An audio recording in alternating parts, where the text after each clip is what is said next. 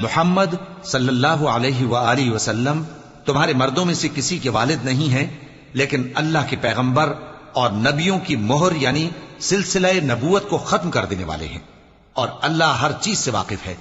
اے اہل ایمان، اللہ کا بہت بہت ذکر کیا کرو اور صبح و شام اس کی پاکی بیان کرتے رہو۔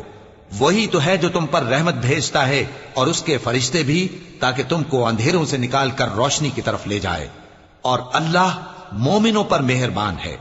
جس روز وہ اس سے ملیں گے تو ان کا تحفہ اللہ کی طرف سے سلام ہوگا، اور اس نے ان کے لیے عمدہ ثواب تیار کر رکھا ہے۔ اے پیغمبر، ہم نے تم کو گواہی دینے والا اور خوشخبری سنانے والا اور خبردار کرنے والا بنا کر بھیجا ہے، اور اللہ کی طرف اسی کے حکم سے بلانے والا اور چراغ روشن۔